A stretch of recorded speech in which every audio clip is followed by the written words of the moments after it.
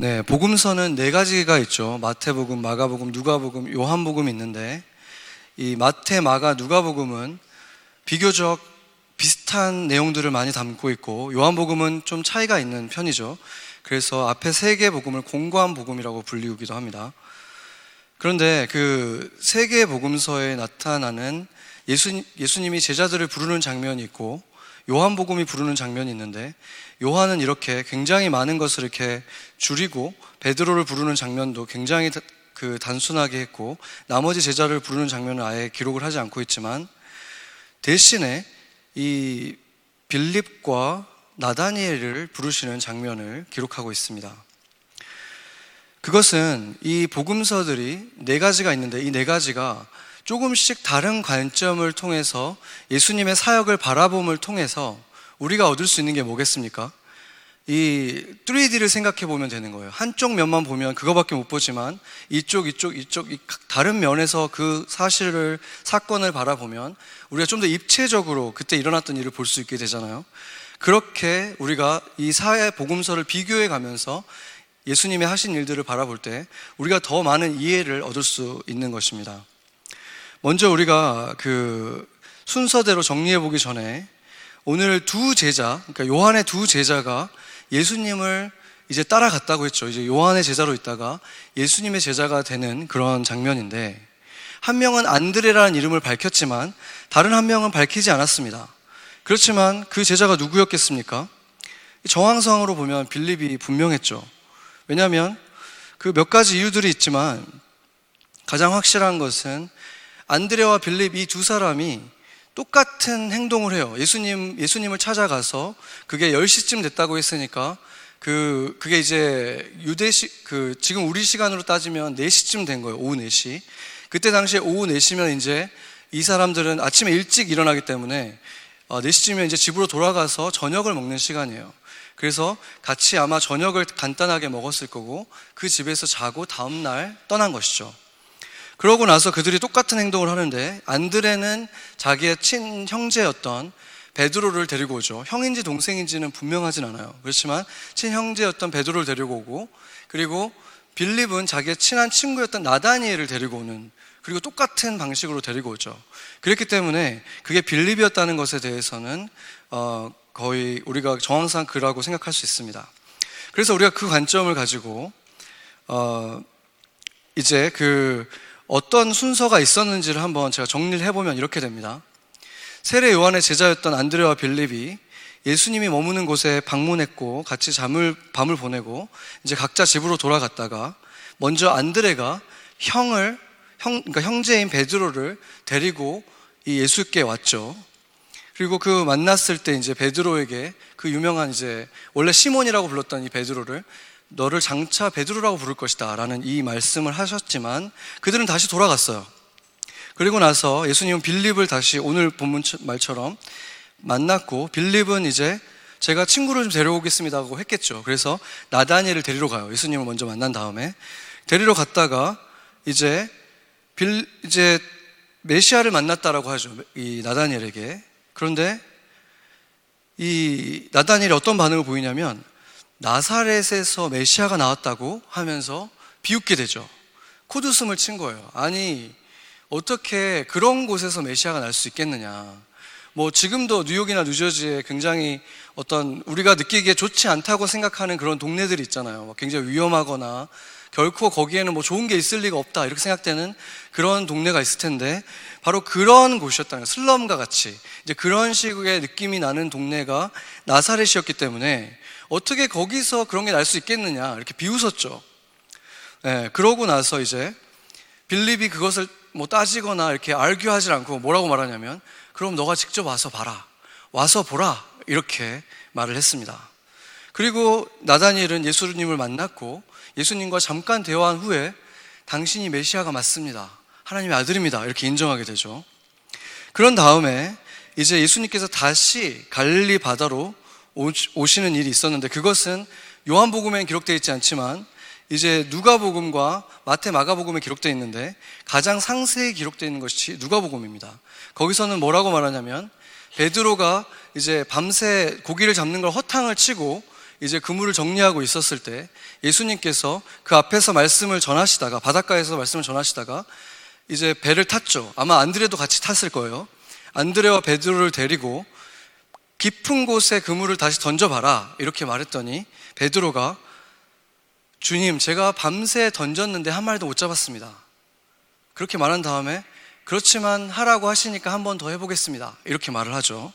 그러니까 좋게 보면 반신반의 정도 된 것이고, 또 좀 더 신랄하게 바라보자면 내 형제 안드레가 자꾸 메시아라고 하고 그래서 가서 만나보기도 했고 보니까 뭐 괜찮은 사람인 것 같고 랍비라는 것까지는 내가 인정은 되지만 물고기 잡는 건 내가 전문가고 내 평생 물고기를 잡아왔는데 밤새 그렇게 안 잡히는데 어떻게 잡힐 리가 있느냐, 이런 마음이 안에 있었지만 그냥 안드레도 있고 하니까 그럼 한번 해보기는 하겠습니다. 자 보세요 하고 던진 거죠. 그러니까 그 하는 신용을 하러 나간 거예요, 같이.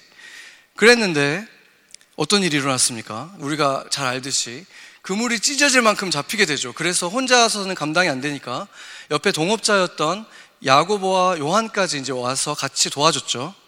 그런데 재밌는 사실이 있어요. 마태복음, 마가복음은 지금 제가 얘기했던 이 사건을 얘기하지 않고 있거든요. 그 베드로와 이렇게 예수님이 대화를 주고받고 깊은 데 가고 이런 얘기는 안 나와 있는데 어떤 얘기가 나와 있느냐, 예수님께서 그들을 불렀을 때 그들이 찢어진 그물을 꼬매고 있었다는 말이 나와요. 그러니까 왜 찢어졌는지는 안 나와요, 그 마태복음과 마가복음은. 근데 꼬매고 있었다는 얘기가 나온다는 게 재밌죠. 그러니까 그렇게 우리가 같이 볼 때 이렇게 입체적으로 그 얘기를 볼 수가 있는 거예요. 왜 찢어졌겠습니까? 아까 우리가 누가복음에서 봤잖아요.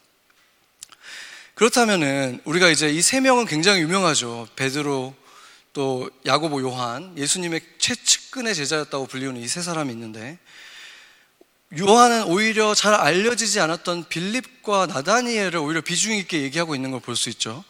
그래서 우리가 빌립과 나다니엘이 그럼 어떤 사람인가 한번 우리가 살펴보겠습니다. 빌립은 일단 이름부터 헬라식 이름이에요. 우리가 그걸 알 수 있는 이유가 뭐냐면, 우리가 그 헤롯 있잖아요. 헤롯이 그 예수님의 그 지역을 관할하고 있던 헤롯이 있었는데, 그 헤롯 왕이 동생이 있었는데 그 이름이 빌립이었죠. 그러니까 빌립이 그렇게 이방의 이름이었다는 것을 우리가 알 수 있는 거예요. 그럼에도 불구하고, 그렇다면 이 빌립이 완전히 이방 사람은 아니었거든요. 왜냐하면 그가 완전 이방 사람이었다면 어떻게 구약적인 인물인 세례 요한의 제자가 되었을 것이며 메시아에 대해서 어떻게 알았겠습니까? 알 수가 없죠. 그러니까 그 두 가지 사실을 우리가 보면 알 수 있는 게 뭐냐면, 이 빌립의 아버지가 아마 이방 사람이었을 가능성이 높아요. 왜냐하면 이름은 보통 아버지가 지어주기 때문에, 빌립이라는 이름을 지어준 건 아버지였지만 어머니는 유대인이었을 가능성이 높은 거죠. 지금도 유대인이 되는 방법이 두 가지가 있는데, 어머니가 유대인이면 바로 유대인으로 인정을 받고, 아버지가 유대인인데 만약에 어머니가 유대인이 아니면 어떻게 해야 되냐면 그 정결 의식을 다 통과해서 유대인으로 입교를 해야 돼요. 유대교로. 그래야지만 유대인으로 인정을 받아요. 엄마면 바로 자동으로 유대인으로 인정을 받고, 그러니까 그게 유대계의 전통이었기 때문에 아마도 이 빌립은 그 헬라식 이름을 가지고 있었고, 아버지는 헬라 사람이었기 때문에 헬라식 문화도 어느 정도 영향을 받았지만 이 사람이 유대인으로 자라왔다는 것을 알 수 있죠.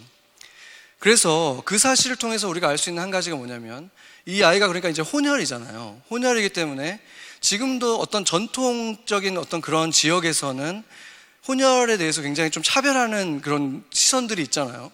한국도 뭐 많이 좋아지긴 했지만 여전히 좀 다르게 바라보는 시선들이 있고, 그러니까 이 사람이 지금 이 시대가 그런데 완전히 그 유대인이 통치하는 시대가 아니라 당연히 로마가 통치하고 있었고 헬라식 문화가 많이 들어와 있었고 이방인이 통치하는 시대이기 때문에 유대인으로서 뭐 차별을 많이 받았을 리 없다라고 생각할 수도 있지만, 그가 그냥 이방인으로 생각했으면 그랬겠지만, 문제는 이 사람은 유대인으로 크고 싶었고 유대인 속에 속하고 싶었던 사람인 거예요. 그러니까 세례 요한에게 가가지고 제자가 돼가지고 거기서 같이 있었잖아요. 그 광야에서 그 정도로 열심히 있었던 사람인 걸 보면, 그 사람은 유대인으로 살고 싶었던 사람이고 거기에 속하고 싶었기 때문에, 그 사실로 보면 그 사람은 분명히 차별을 당할 수 있었던 위치에 있었다는 걸 알 수 있죠. 왜냐하면 유대인들이 그때 당시에 사마리아 사람들을 거의 인간 취급을 안 하고 그냥 개라고 하고 그랬잖아요. 근데 그 이유가 뭐냐면, 그 사람들이 그냥 완전 이방인이 아니라 이방인과 유대인이 섞인 사람들이었어요. 사마리아 사람들이. 그래서 더 싫어했던 거예요. 잡종이라고 해서. 그렇기 때문에 이 지금 빌립이 그런 문화 속에서 있었기 때문에 대놓고든 뒤에서 수군거리든 그러한 고통과 차별을 당했다는 것을 우리가 충분히 유추할 수 있다는 것이죠. 그리고 요한복음 12장 20절을 보면은 20절, 21절을 보면은 이 명절에 예배하러 올라온 사람들, 제사 드리러 올라온 사람들이 있었는데 그 중에 헬라인들이 몇 명 있었다 그래요. 그러니까 아마도 지금 이 빌립처럼 이렇게 섞여 있는 사람이었을 수도 있고 아니면 나중에 유대교를 믿게 돼서 이렇게 들어온 사람일 수 있겠죠. 근데 그 사람들이 오다가 누구한테 말을 거냐면 예수를 만나고 싶다는 말을 하는데 빌립에게 찾아가서 말을 한다는 거죠. 여기에서 우리가 힌트를 얻을 수 있는 게 이 헬라인들이 빌립이 아마도 헬라 말을 잘했기 때문에 갔을 수도 있고 외모상으로 봤을 때도 다른 유대인들과 좀 차이가 있었기 때문에 갔을 가능성이 있다는 것입니다. 그래서 또 한 가지는 뭐냐면 이 나다니엘을 만났을 때 이 빌립이 데리고 온 이제 친구잖아요. 빌립이 나다니엘을 이렇게 데리고 왔는데 보자마자 예수님이 뭐라 그러냐면 이 사람은 참으로 이스라엘 사람이구나 이렇게 말씀을 하셨어요.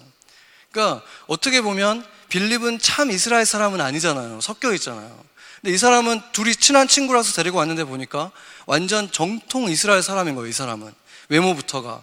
그렇기 때문에 그런 여러 가지 정황상 이 사람이 헬라 문화를 가지고 있는 사람이라는 것을 알 수 있고 또 한 가지는 뭐냐면 고린도전서 1장 22절을 보면은 유대인은 표적을 구하고 헬라인은 지혜를 찾으나, 그러니까 이게 이제 스테레오 타입이라는 거예요. 이게 바울이 쓴 말인데 유대인들은 보통 그런 기적들을 막 보고 싶어 했어요. 근데 헬라인들은 지혜로운 말을 듣기를 배우기를 원했어요.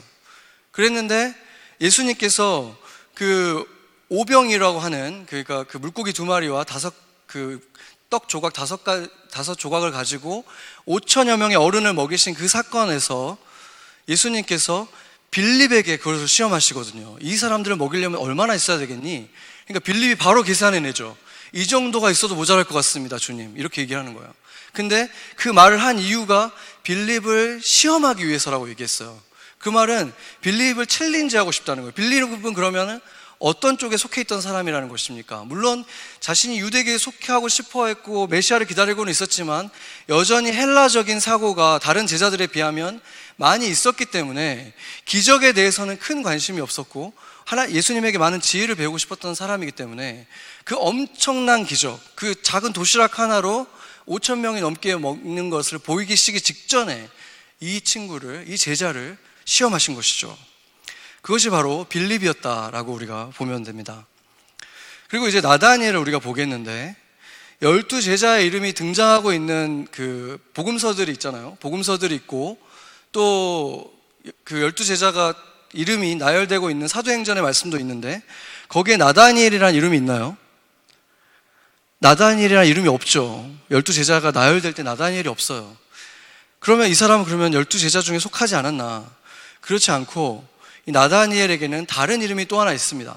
바돌로메라고 하는 이름이 있어요. 바돌로메라는 게 아라믹식으로 어떤 뜻이냐면 바가 son of예요. 그러니까 son of 돌로메, 그러니까 돌로메의 아들이다. 그러니까 영어식으로 따지면은 뭐 이렇게 last name이 누구의 아들이라 이런 뜻이잖아요. 누구 집안의 아들이다 이런 뜻이잖아요. 그러니까 family name이 바돌로메였고 이 사람의 자기의 그냥 first name은 나다니엘이었다라고 학자들이 다 동의를 하는데 그 이유가 뭐냐면 그 12명의 제자들의 이름이 나열될 때 항상 빌립과 바돌로메 이렇게 돼 있어요. 거의. 그러니까 빌립의 친구 나다니엘이잖아요. 그렇기 때문에 그 바돌로메는 또 다른 데 등장하고 있지 않고 그렇기 때문에 이 바돌로메가 나다니엘이라는 것에 대해서는 학자들이 다 동의하고 있는 사실입니다. 이 나다니엘의 특징이 뭡니까? 예수님을 만나자마자 잠깐 대화하고 나서는 당신은 하나님의 아들이시오 이스라엘의 임금이로소이다 이랬는데 그게 놀라운 이유가 만약에 그때 당시에 무화과 나무가 그 지역에 흔하지 않은 것이었다면 만약에 뭐 하나밖에 없어요. 그러면 거기에 내가 있었다는 사실을 알았다는 게 굉장히 놀랍잖아요. 그럴 수 있죠.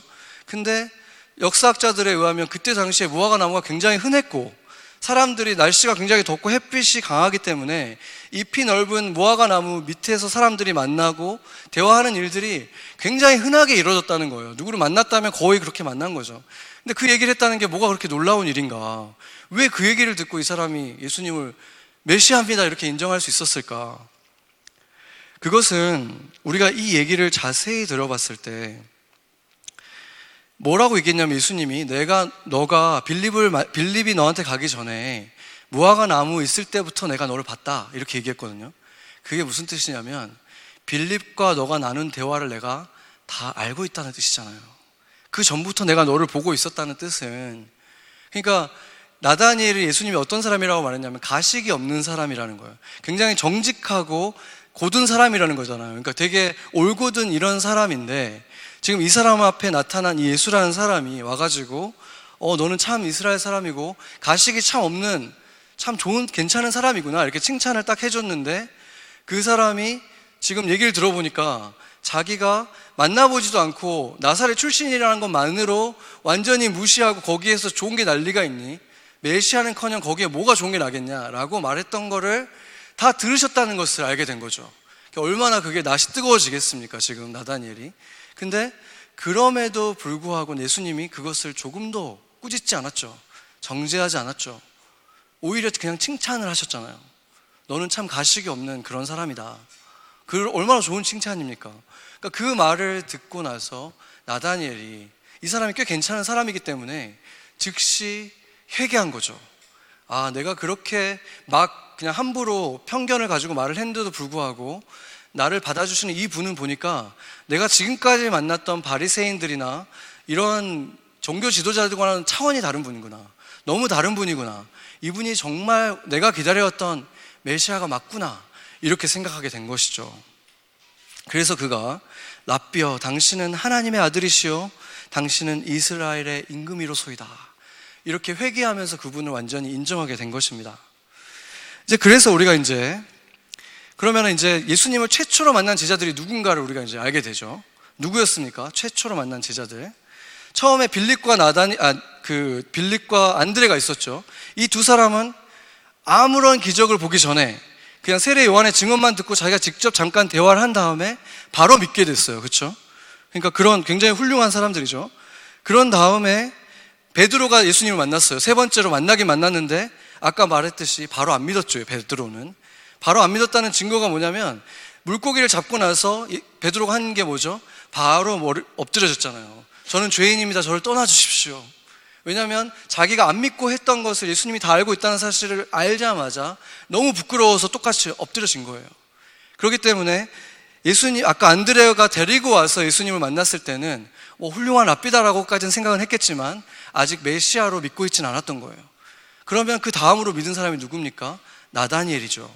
그렇기 때문에 예수님을 최초로 믿은 3인방은 안드레, 빌립, 나다니엘, 이 세 사람이었어요.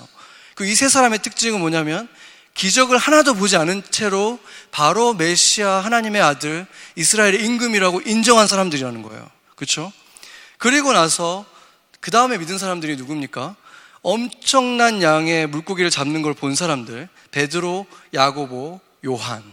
이 세 사람은 그냥 따른 게 아니라 자기 평생에 구경도 해본 적 없는 만큼의 정말 대박이 난 거죠. 그렇죠?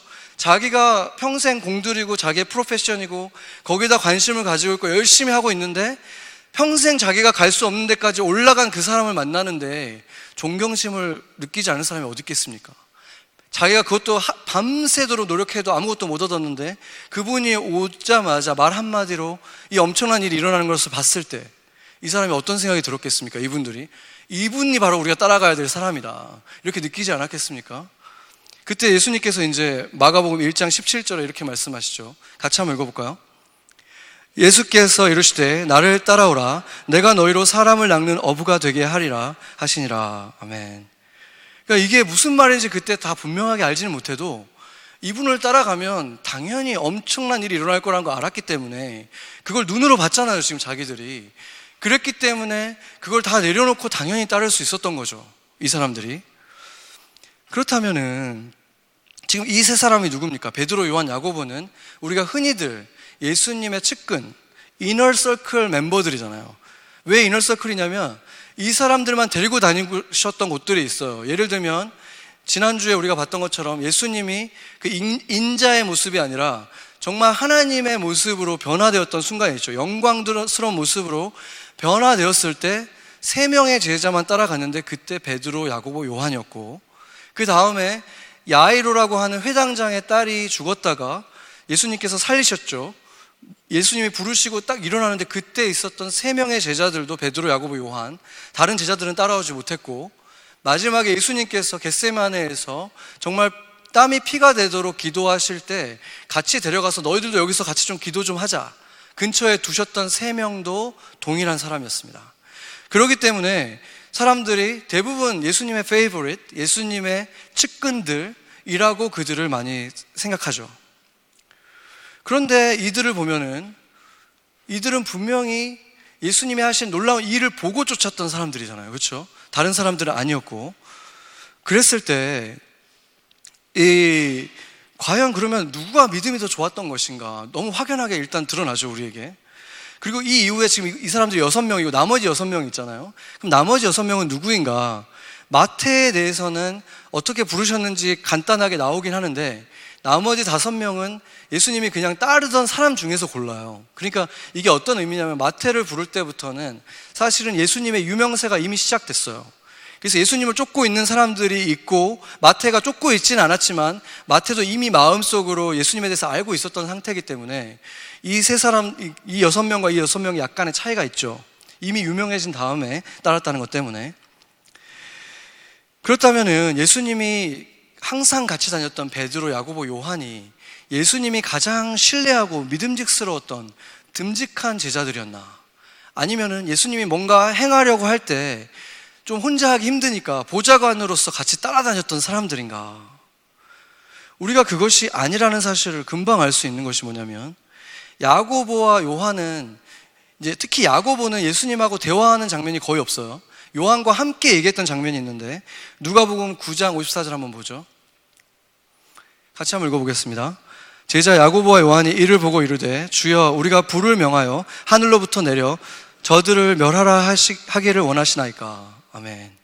이게 무슨 일이냐면 사마리아 지역을 지나가는데 사람들이 예수님을 안 믿는 거예요. 그러니까 이 야고보와 요한이 우리가 불로 저 사람들을 다 태워버리겠습니다. 저한테 명령만 하십시오. 이렇게 얘기를 한 거예요. 예수님이 그럼 그래 잘했다 그렇게 해라 이렇게 하셨습니까? 안 그러셨죠. 55절을 보면 바로 꾸짖으셨어요. 그러니까 말도 안 되는 얘기 하지 마라 이렇게 꾸짖으신 거죠. 그뿐만 아니죠. 그 둘의 어머니가 예수님에게 로비를 했죠. 같이 와가지고 이 둘을 데리고 와가지고는 예수님께서 왕으로 이렇게 올라앉으실 때 내 아들 둘을 좌의정 우의정으로 이렇게 오른팔 왼팔로 사용해 주십시오. 이렇게 했다가 너희가 내 잔을 마실 수 있겠느냐 이러면서 그 황당한 얘기를 했다가 또 꾸짖음을 당했죠. 그러면서 그들이 갖게 된 그 별명이 뭡니까? 우레의 아들들이다. 이 성격이 불같다 이렇게 말하는 거죠.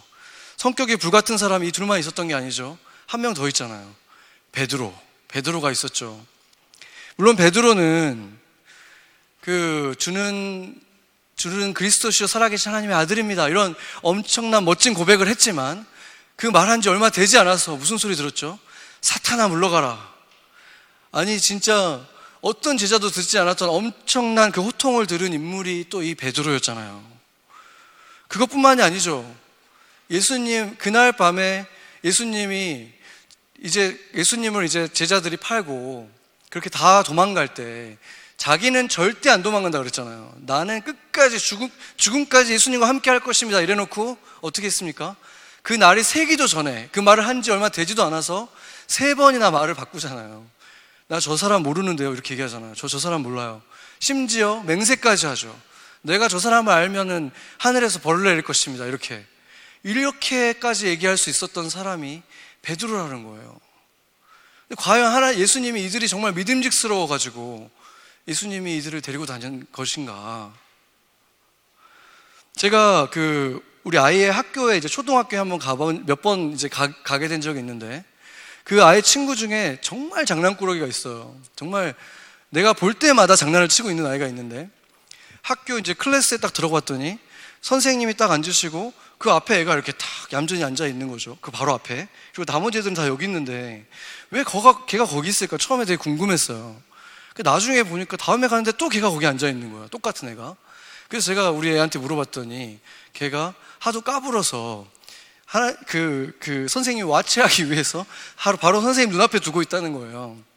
그래서 제가 또 선생님인 우리 성도 한 분한테 또 물어봤어요.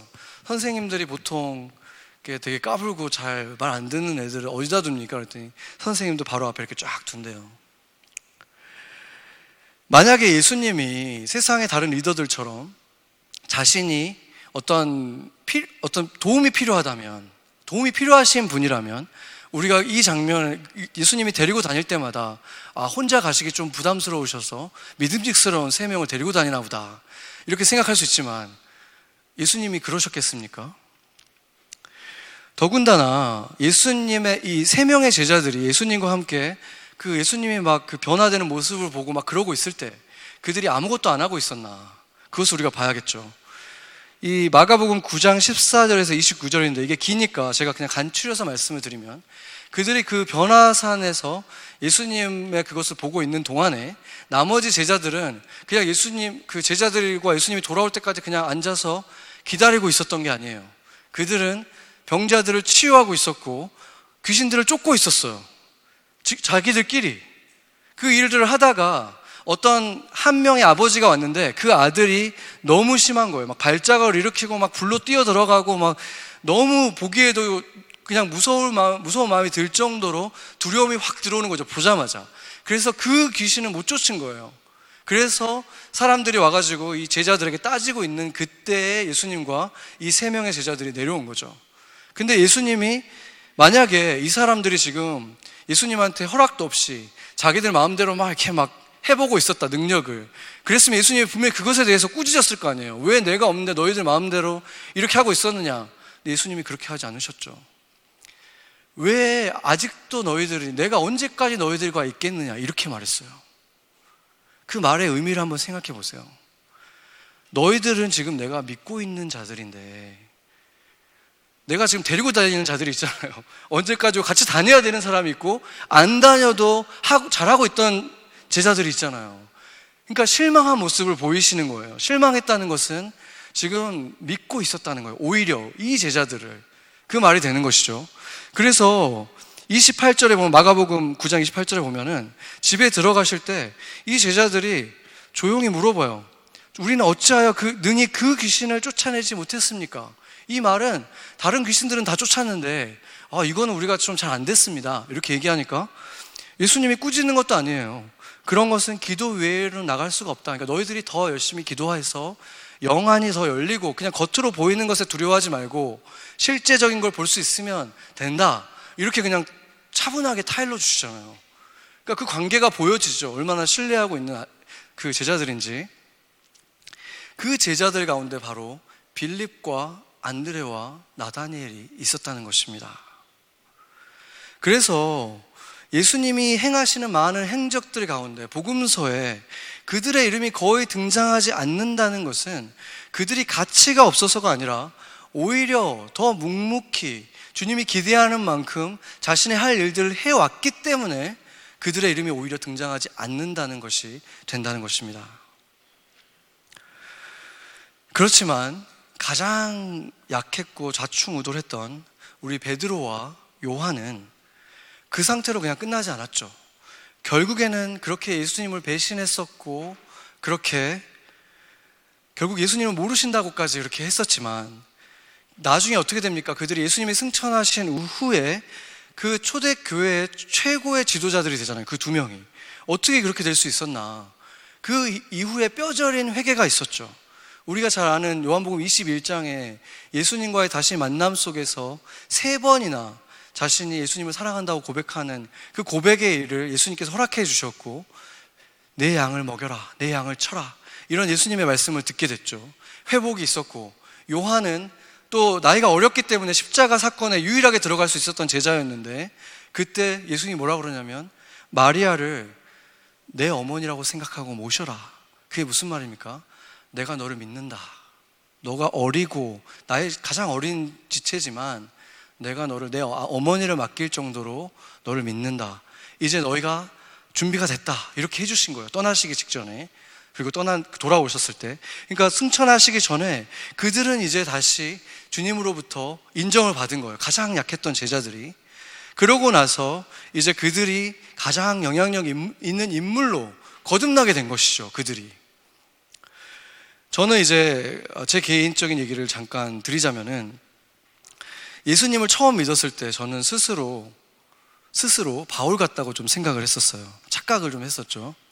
누구보다도 마음에 열정이 굉장히 많이 있는 것 같고, 성경 읽는 것도 좋아하고, 막 성경 공부도 막 엑스트라로 하고 막 이러니까 전도도 열심히 하고 막, 그래서 나는 전도자야 이렇게 생각을 하면서 그랬는데, 어느 날 이렇게 예배를 드리고 있는데 그날도 목사님이 베드로에 대해서 좀 말씀을 잠깐 하셨어요. 근데 갑자기 그때 성령의 음성이 들리는 거죠. 너는 베드로다. 근데 그게 정말 너무 심플한 거예요. 근데 이게 한 번도 생각을 안 해봤어요. 그때까지는 나를 대입을 시켜본 적이 없어요.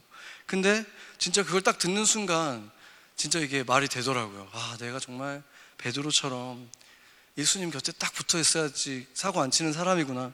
이제 그런 것이 굉장히 단순하고 명쾌하게 저에게 이렇게 다가왔는데, 그것이 제가 이제 신학교를 나중에 이제 가게 되는 그 계기 중에 하나예요. 그게 이제 첫 번째 어떤 사인 같은 거였는데, 이제 한참이 지나서 제가 신학교에 가게 결심을 내린 것은 언제였냐면, 모세에 대해서 묵상을 하고 있을 때였어요. 모세가 가장 멋지고 모든 것을 갖췄을 그때가 아니라 가장 초라하고 진짜 사막의 먼지 같은 그럴 때 하나님이 이제 준비가 됐다 하면서 모세를 부르시잖아요. 그 전에 제 소원이 뭐였냐면, 저는 예수님을 믿고 나서 마음에 이렇게 가슴에 불이 있었는데, 저는 제 꿈이 그거였어요. 평신도로서 교회를 정말 잘 섬기고, 정말 이렇게 재정적으로 잘 섬기고, 몸으로도 섬기고, 리더로 섬기고, 이렇게 잘 섬기고 간사가 되는 게 제 소원이었죠. 그리고 단기 선교를 다니면서 또 열심히 다니고, 단기 선교는 국내 한번 해외 한번 꼭 가야 되고, 또 잘 꾸려진 가정에서도 가정 예배도 드리고, 또 정말 영적인 리더로서 아내에게 또 아이들에게 성경도 가르쳐주고, 이런 정말 좋은 아빠, 좋은 남편이 다 되고 싶었거든요. 그게 제 소원이었어요, 정말. 그러기 위해서 그러면 제가 해야 되는 일은 뭐냐면, 이제 직장을 구하는 것인데, 제가 한국에 있을 때 한 8년에서 9년 사회생활을 했는데 정말 많은 일을 해봤거든요. 디자이너로서도 일을 해봤고, 직장생활 해봤고, 사업도 해봤고, 리테일 스토어에서도 일해봤고, 여러 가지 일을 해봤고, 한 번도 쉰 적도 없었고, 그러니까 일을 하는 거에 대해서 두려움이 없고, 안 해봤던 일을 새롭게 하는 거에 대해서 특별히 두려움은 없었어요. 그리고 내가 여기서 일을 구하지 못할 거라고 생각한 적도 없고, 또 여기서 제가 학교도 또 다니고 했기 때문에 저는 뭐 여기서 직장을 구하지 못할 거에 대한 두려움은 전혀 없었는데, 이상하게도 내면에 엄청난 무게가 있는 거예요. 이상하게 내가 그 꿈을 이루기 위해서는 당연히 그 걸음을, 직장을 구하는 것부터 시작해야 되는데 그 걸음이 떨어지질 않는 거예요. 너무 무겁고 정말 한 걸음도 나가지 못하는 것을 경험했습니다. 그때 당시에 이제 거의 40이 다 돼가는 그 남자가, 그때 당시 이제 첫째 아이가 갓난 아기였는데 너무 사랑스럽고 예쁘고 그냥 그 아이를 돌보고 하는 것은 너무나 기뻤지만 동시에 마음이 굉장히 힘들기도 했어요. 우울한 마음이 계속 올라올 때마다 그냥 아이가 왜 우는지도 모르겠고 어떻게 돌봐야 될지 모르겠고, 이럴 때 내가 하나님 앞에 진짜 부르짖었어요. 대체 제가 뭘 하기 원하십니까? 한두 번이 아니었어요. 정말 진짜로 리얼리 울면서 제가 기도한 게, 그냥 남들처럼 나가서 직장에 다니고 교회도 열심히 섬기고 월급날 되면 가족들에게 맛있는 거 사주고 부모님들 용돈도 좀 드리고 여행도 보내드리고, 그게 뭐 대단한 꿈인가? 나는 그걸 원하는데, 저는 자립심이 워낙 강했어서 한국에서 보통 고등학교 때 나가서 막 아르바이트 하는 경우가 많지는 않잖아요. 근데 고등학교 때부터 막 레스토랑에서 일하기도 했고, 대학 졸업하기 전부터 프리랜서도 하고 직장에 취업하기도 하고, 저는 그렇게 재정적으로 정말 일찍 독립했었고 독립심이 굉장히 강했거든요. 자립심이. 근데 그런 내가 이 나이가 돼가지고 40이 다 되고 지금 처자식까지 있는데 70이 다 돼가는 부모님한테 다시 기대야 되고, 손을 벌려야 된다는 그것이 얼마나 비참한지 너무나 고통스러웠어요. 그럼에도 불구하고 그렇게 비참하고 고통스럽고 아내에게 기대어 살고 부모님에게 기대어 사는 이것이 그렇게 고통스러우면 뭔가 걸음을 옮겨야 되잖아요. 그걸 시작해야 되는데 그거는 또 되질 않는 거예요. 그렇게 고통스러운데. 그때 이제 오래전에 접었던 그 신학교에 가는 거에 대해서 기도하기 시작했죠. 근데 처음에는 그것도 내가 목회자가 되겠다라고까지 결심하는 데는 더 시간이 걸렸어요. 처음에는 그냥 내가 그림 그리는 걸로 내가 하겠지만 그래도 예수님을 좀 더 알고 신학적으로 좀 더 이 파운데이션 있는 상태에 그림 그리면 좋겠지, 그걸 생각하면서 저는 가겠습니다, 이런 마음이 더 컸죠, 제 안에. 이제 그 후에 결국에는 주님이 그것까지도 깨트리셨죠. 그러면서 이제 제가 신학교에 들어가게 되면서 두 가지 좀 우려되는 것이 있었습니다. 첫 번째는 신학교에 대해서 나쁜 평판들이 있었죠. 신학교 가서 신앙을 잃어버린 사람들이 너무 많다는 얘기를 들었기 때문에 그런 게 있었고, 두 번째가 더 심각했는데 저의 자격에 대해서 걱정했어요.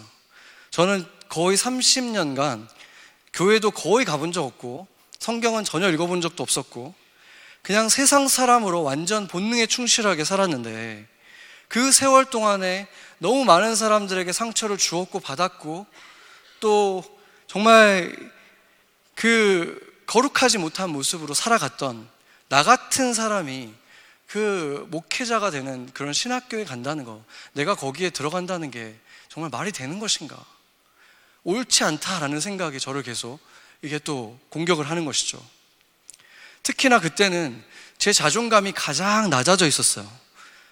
매일 말도 못하는 아이와 신경전을 벌이고 매일 전쟁을 치르고 있잖아요. 그 전에는 그래도 내가 성경 공부도 가르치고 막 외국 애들 전도도 하고 막 이러면서 내가 꽤 괜찮은 리더다, 내가 괜찮은 영적인 사람이다, 이렇게 생각했는데 애 때문에 막 성질 부리고 막 인내심 없는 유치한 내 모습을 보면서 정말 바닥까지 내려가 있는 거예요. 나는 영적이지도 않고 이렇게 어리석고 어리고 유치하고 이런 내가 신학교에 간다는 거, 이게 옳은 일인가에 대해 고민에 빠져 있었던 것입니다. 근데 그때 주님께서 묵상하게 하신 사람이 바로 모세였습니다. 하나님은 모세가 가장 고독하고 초라한 모습일 때 그때 그를 불렀다는 거예요. 40세의 모세와 80세의 모세를 한번 비교해 보세요. 이건 극과 극이에요. 그런데 하나님은 40세의 모세가 아니라 80세의 모세를 사용하기 원했죠. 80세의 모세가 나은 점이 도대체 뭐가 있습니까? 40세의 모세는 무에도 뛰어났어요. 그냥 쳤는데 사람이 죽고 막 언변도 뛰어났죠. 그리고 신분도 당대 최고의 나라에서 왕자였어요. 그러니까 정말 이 꼭지점에 있는 사람이에요. 전 세계에서 거기에 있었던 정말 그런 높은 곳에 있었던 사람이었고, 실제로 성경 이야기를 우리가 자세히 들여다보면은 만약에 그가 이제 이스라엘 자기 동족에 대해서 관심을 갖기 시작했던 그때에 그 민족들이 그를 보고 당신이 우리를 구원해 주세요, 당신이 우리를 이끌어 주세요, 우리의 리더가 돼 주세요 했으면 그는 혁명을 일으켰을 만한 사람이에요. 일으켰을 수 있는 사람이죠. 준비가 돼 있었잖아요. 그런데 생각해보세요. 그들을 보면서 그 수많은 사람들, 인구로 따지면 그렇게 어마어마하게 많은데 매일 그렇게 중노동을 하고 있는 그들을 보면서 어떤 생각이 들었겠습니까? 저들 가운데 저들을 구원할 자가 있을 수 있을까? 역시 나밖에 없겠구나, 나를 불러주면 내가 해야지 뭐, 이런 생각이 들지 않을 수가 없는 거죠. 반면에 80세의 노인 모세는 어땠습니까? 그 모든 것을 하나도 남김없이 다 잃어버렸죠. 아무것도 없었어요. 광야에서 몇몇 안 되는 양떼를 돌보고 있는데 심지어 그 양떼도 장인의 양떼라 그래요. 80세가 됐는데 자기 양을 안 가지고 있는 거예요. 얼마나 비참합니까? 그런 아무도 거들떠보지 않을 무명의 노인, 정말 그 광야의 먼지 같은 그 모세에게 하나님이 나타나신 것입니다. 그러면 우리는 이제 하나님이 어떤 사람을 찾는지 알 수 있죠. 스스로의 능력을 믿고 의지하지 않는 사람이죠. 강한 사람이 아니라 약한 사람이죠. 더 정확히 말하면 자신이 약한 줄 아는 사람이라는 것입니다. 세월을 겪으며 깨달은 사람, 잘난 줄 알았는데 나는 아무것도 아니구나, 티끌 같구나, 먼지 같구나, 정말 보잘것 없구나, 이것을 깨달은 사람, 아무리 봐도 이스라엘을 구할 사람은 나밖에 없겠구나 생각했던 40대의 모세가 아니라, 제가 뭐라고 그들이 내 말을 듣겠습니까? 제발 다른 사람을 보내주십시오 했던 그 80세의 모세를 부르셨다는 것입니다. 그러고 보면 다윗도 마찬가지 아닙니까? 자신의 아버지가 그 아들들을 다 데려왔어요. 근데 한 해는 아예 부르지도 않아요. 아버지가 생각해도 얘는 가능성이 없기 때문에 부르지도 않고, 그 아들들도 아무도 그거에 대해서 다윗이 안 왔는데 하는 사람이 아무도 없어요. 왜냐하면 누가 봐도 걔는 아니거든요. 너희들 중에 하나일 수는 있지만 걔는 아니야 했던 그 다윗에게 주님께서 기름을 부으셨고, 야곱이 형에게 죽음 당할 것이 두려워서, 형제 하나 있는데 그 쌍둥이 형이잖아요. 그 형이 이제 죽이겠다고 이제 쫓아오니까 밤새 얼마나 달렸겠습니까? 그 사냥꾼 형을 피해서 도망가는데, 그렇게 달리고 뛰어가는데 어딘지 알고 가는 것도 아니죠. 처음 가보잖아요. 어딘지 이름은 알지만 물어 가야 되는 곳, 정처 없이 헤매면서 뛰다가 지쳐가지고 밤에 노숙해야 되는데 돌베개 베면 자면서 눈물이 뚝뚝 안 떨어졌겠습니까? 바로 그 야곱에게 주님이 나타나셔서 천상의 사다리를 보이셨다는 것입니다. 60이 넘었지만 자식이 없었어요.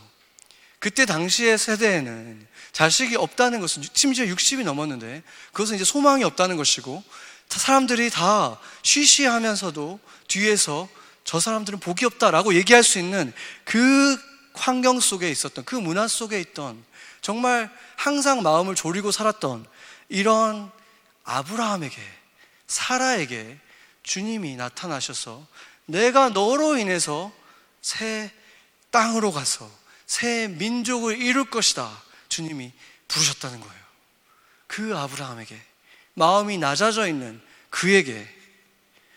그러고 보면은 우리가 약할 때 강함이 되신다는 하나님의 섭리는 성경에서 나타나고 있는 놀라운 진리가 아닙니까? 고린도후서 12장 9절 한번 보겠습니다. 같이 한번 읽어보죠. 나에게 이르시기를 내 은혜가 내게 족하도다. 이는 내 능력이 약한 데서 온전하여짐이라 하신지라. 그러므로 도리어 크게 기뻐함으로 나의 여러 약한 것들에 대하여 자랑하리니 이는 그리스도의 능력이 내게 머물게 하려 함이니라. 아멘. 그제서야 저는 나야말로 신학교에 가야 될 사람이다 라는 결론을 내렸습니다. 가장 약한 사람, 어쩌면 세상에서 사회생활을 하면 적응하기도 힘들고 믿음을 지키기도 어려운 사람이기 때문에, 그래서 하나님의 집에 두려고 하는 거구나, 그것을 깨달았을 때 신학교는 오히려 나 같은 사람을 위한 곳이다, 그 확신을 갖게 되었습니다. 목회란 원래 나같이 약하고 부족한 사람이 강한 하나님의 손에 붙들려서 하는 거구나 라는 것을 깨달은 것입니다. 예수님을 따르던 제자 중에는 니고데모라든지 아리마대 요셉 같은 그 당대의 유력자들도 있었습니다.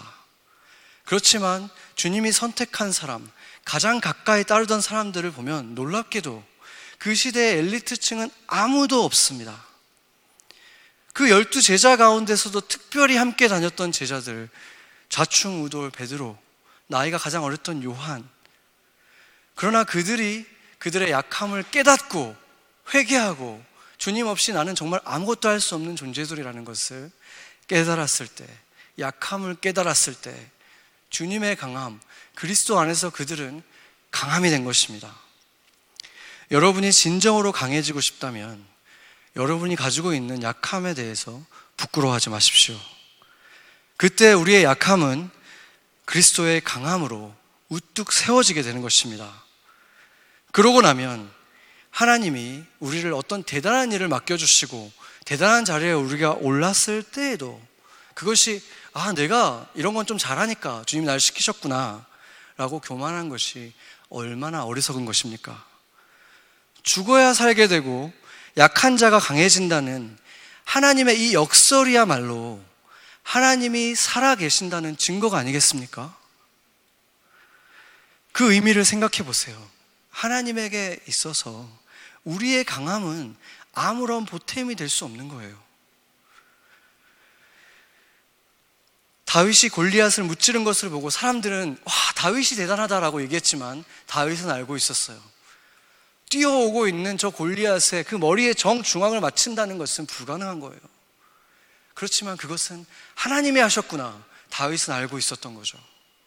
사람들은 다윗을 주목했지만 다윗은 하나님을 주목하는 것을 놓치지 않았기 때문에 골리앗을 물리쳐서 위대한 사람이 아니라 그걸 아는 사람이었기 때문에 하나님의 역사 속에서 다윗은 위대한 사람이 된 것입니다. 빌립과 안드레, 나단이란 이름이 많이 등장하지 않고 잊혀진 것 같지만 요한계시록에 이렇게 기록되어 있습니다. 요한계시록 21장 14절 한번 같이 읽어보겠습니다. 그 성의 성곽에는 12기초석이 있고 그 위에는 어린 양의 12사도의 12 이름이 있더라.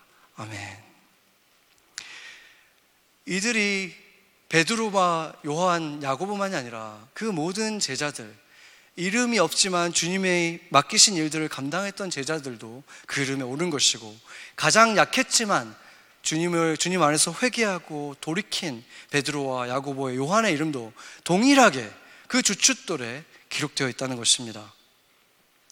이렇게 주님 안에서는 약함을 알고 그것을 인정할 수 있는 사람들은 하나님의 손에 쥐어지면 누구도 그들을 이길 수 없는 사람들이 되는 것입니다.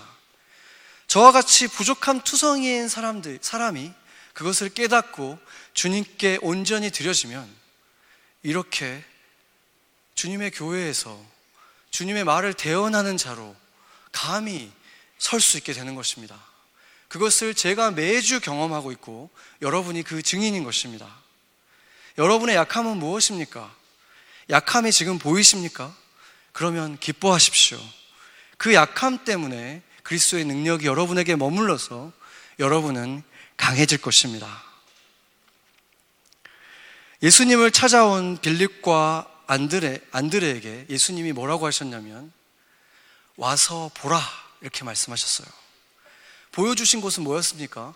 아마도 예수님께서 임시로 머무시는 그런 거의 헛관과 다름없는 임시 거처였을 거예요. 그들을 위해서 준비된 식사도 아주 초라한 식사였고 머리 둘 곳도 없다고 하셨던 분이기 때문에 그렇습니다. 그러나 그들은 예수님을 만났기 때문에 와서 본 분이 그 화려함이 아니라 예수님을 만났기 때문에 그들은 똑같은 말을 하는 거예요. 그들이 만난 사람들에게 갔을 때 그들이 내가 메시아를 만났다고 했는데 안 믿어줘요. 사랑하는 친구가, 형제가 그들의 말을 그대로 믿지 못해요. 그걸 가지고 내가 역시 부족해서 나는 부를 수 없는 사람이다 이렇게 좌절하지 않고 똑같이 했어요. 와서 보라. 그리고 예수께로 데리고 왔고 예수를 본 그들이 예수님을 만나게 됩니다. 우리는 어떻게 예수님을 보여줄 것입니까? 예수님을 나타내는 그리스도의 몸, 이 교회를 주님께서 머리 되시고 주님의 몸 되신 이 교회를 사람들에게 와서 보라 해야 되는 것입니다. 지난주에 우리 교회를 방문하신 한 성도의 어머님과 잠깐 대화를 했는데 이런 말씀 해주셨어요. 교회가 너무 순수해서 좋다고. 근데 그런 얘기를 제가 처음 들은 게 아니에요. 예전부터 우리 교회에 방문하신 성도들의 부모님이 오실 때마다 그 말씀을 해주셨어요. 이 교회가 순수해서 좋다. 그 순수하다는 말은 뭐 어떤 면으로 보면 너무 가진 게 없고 뭐 갖춰진 게 없고 성가대도 없고 뭐 그러잖아요. 건물도 없고 뭐 주차장도 없고 다 없는데 순수하다는 말의 또 다른 뜻은 뭐냐면 교회가 교회 같다 라는 말이 아니겠습니까? 교회가 순수하다는 것은 교회가 교회로서 교회의 모습으로 서 있다는 말이 아니겠습니까? 저는 그것보다 큰 칭찬이 없는 것 같아요. 우리들 한 사람 한 사람, 완벽한 사람은 아무도 없지만 우리들이 함께 있을 때 이곳에서 만들어지는 다이내믹과 하모니 속에서 교회가 되고 사람들이 그 교회를 보는데 이 교회가 교회 같다라고 말하고 있는 것입니다. 그래서 저는 감히 주님께서는 이 교회를 사람들에게 와서 보라 라고 말씀하고 싶은 그런 교회라고 믿습니다. 같이 기도하시겠습니다.